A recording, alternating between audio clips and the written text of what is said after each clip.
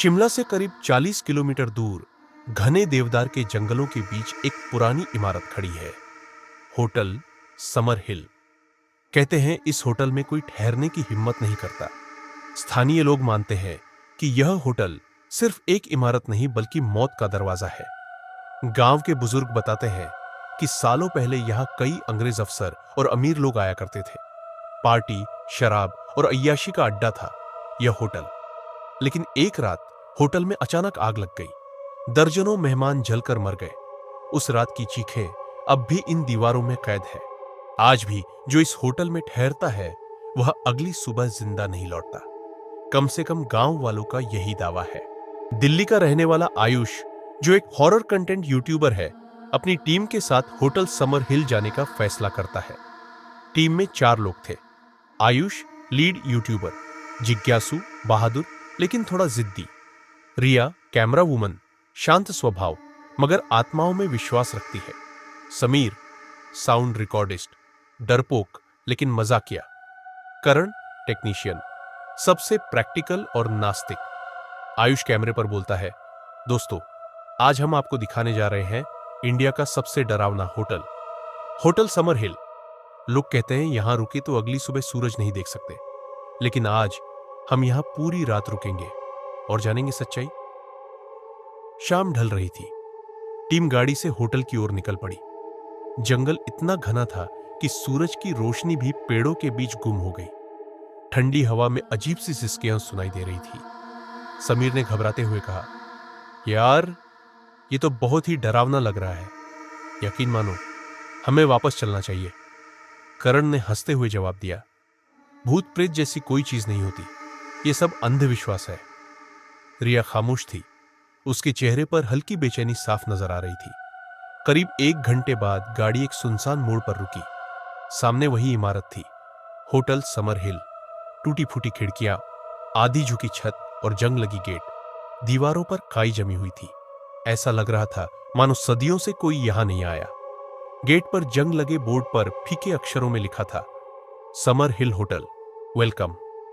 रिया ने camera on किया और बोली, यह जगह सचमुच अजीब है, जैसे वक्त यहां रुक गया हो। जैसे ही टीम ने दरवाजा खोला, एक ठंडी हवा का झोंका बाहर आया। अंदर अंधेरा, धूल और सीलन का माहौल था। टूटी मेजें, फटे पर्दे और मकड़ी के जाले। लेकिन सबसे डरावनी चीज थी हॉल की दीवारों पर उकेरे हुए नाम। किसी ने नुकीली चीज से खून से नाम लिख रखे थे। रिया ने कैमरा झूम करके पढ़ा, आर्यन, पूजा, नील। समीर ने कांपते हुए कहा, ये वही लोग तो नहीं जो यहां गायब हुए थे? आयुष ने टीम को हिम्मत दिलाई। टीम ने अपना सामान लॉबी में रखा और होटल की जांच शुरू कर दी। रात बढ़ रही थी और माहौल और भी डरावना होता जा रहा था। करीब 11 बजे रात करण ने कैमरे पर रिकॉर्ड किया कि होटल की दूसरी मंजिल से किसी के चलने की आवाज आ रही है, लेकिन ऊपर कोई नहीं था।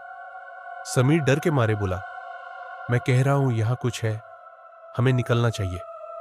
आयुष ने उसे छुप कराया, हम यहां सच जानने आए हैं, अब पीछे नहीं हटेंगे। रिया ने अचानक एक कमरे के दरवाजे पर टॉर्च मारी। दरवाजे पर लिखा था, रूम 309। गांव के लोग कहते थे कि यही वह कमरा है जहां सबसे ज्यादा मौतें हुई थी। टीम ने हिम्मत करके दरवाजा खोला। कमरे के अंदर टूटी हुई कुर्सी, बिखरे कागज और बीच में रखा एक पुराना आईना था। रिया ने कैमरे को आईने की ओर किया और जैसे ही उसने लाइट डाली, आईने में किसी और का चेहरा दिखाई दिया। वह चेहरा किसी अजनबी का था, काला, झुलसा हुआ और खून से लथपथ। लेकिन जैसे ही सबने पीछे मुड़कर देखा, वहां कोई नहीं था। समीर चीख पड़ा, भूत! आयुष कांपते हुए कैमरे में बोला, दोस्तों ये जो आपने देखा, ये सबूत है कि इस होटल में कुछ बहुत खतरनाक है।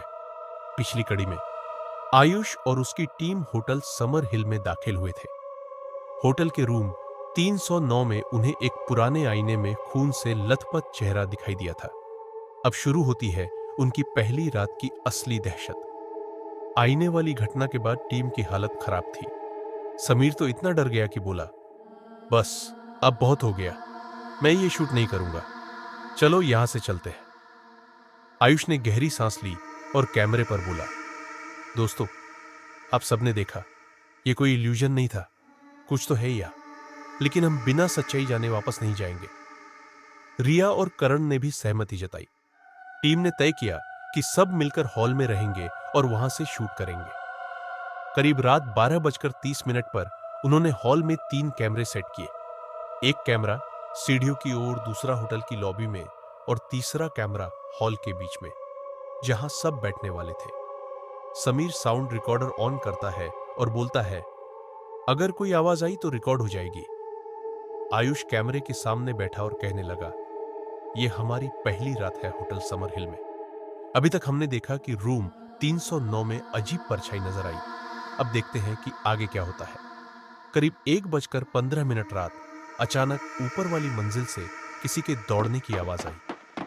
थक थक थक। रिया ने डरते हुए कैमरे की तरफ देखा। यह इंसानी कदमों की आवाज है। करण टॉर्च लेकर भागा और सीढ़ियों की तरफ देखा, लेकिन वहां कोई नहीं था। अचानक लॉबी में रखा लकड़ी का दरवाजा खुद ब खुद बंद हो गया। धड़ाम। समीर चीख पड़ा, कोई है यहां, कोई है। रिया ने टॉर्च की रोशनी लॉबी में डाली। दीवार के कोने में किसी ने 3 मोमबत्तियां जलाई हुई थी, लेकिन उन्होंने तो ऐसी कोई मोमबत्ती जलाई ही नहीं थी। आयुष धीरे धीरे मोमबत्तियों के पास पहुंचा और कैमरे पर बोला, ये मोमबत्तियां यहां किसने जलाई? हमने तो नहीं। अचानक उन तीनों मोमबत्तियों में से 2 बुझ गई, सिर्फ एक जलती रह गई। रिया कांपते हुए बोली, 3 मोमबत्तियां और 2 बुझ गई, इसका मतलब अगली मौत बाकी है।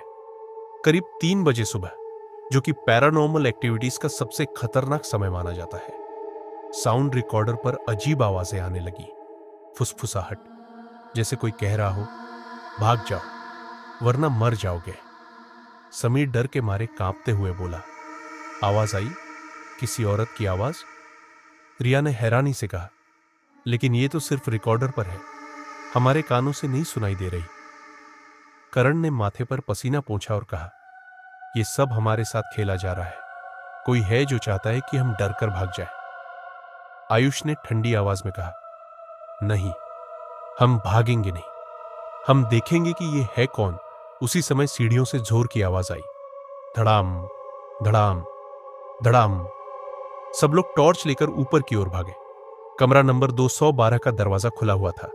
रिया ने कैमरा ऑन रखा और सब कमरे में दाखिल हुए। अंदर अंधेरा था। दीवारों पर अजीब से चिन्ह बने हुए थे, लाल रंग से, जैसे खून हो। कमरे के बीचों बीच एक टूटी कुर्सी पर काले कपड़ों में लिपटी गुड़िया रखी थी। समीर डर के मारे रोने लगा। ये तो वही शापित गुड़िया जैसी है जिनके बारे में सुना है। करण ने गुड़िया उठाई और कहा, देखो, ये सब नकली है, किसी ने डराने के लिए रखा है।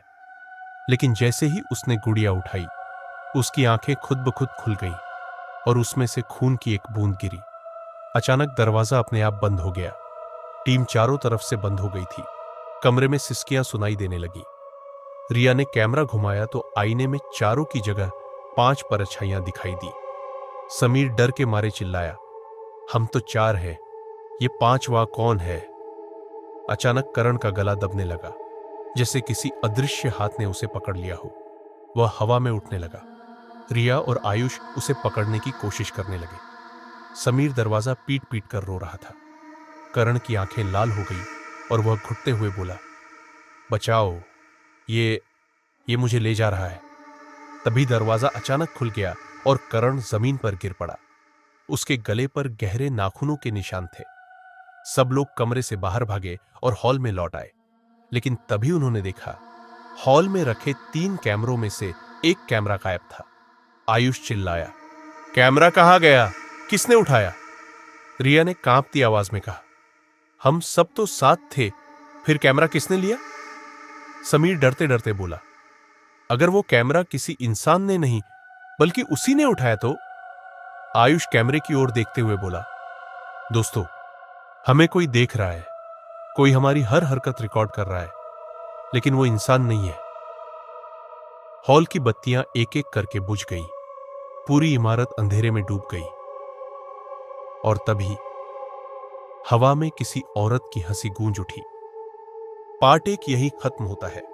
आगे पार्ट 2 में पहली रात के दौरान टीम के साथ होने वाली खौफनाक घटनाएं, कमरों के राज और किसी के गुम हो जाने की शुरुआत।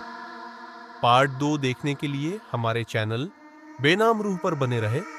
कल फिर मुलाकात होगी इस कहानी के अगले पार्ट 2 में। तो आप लोगों का बहुत बहुत शुक्रिया वीडियो लास्ट तक देखने के लिए।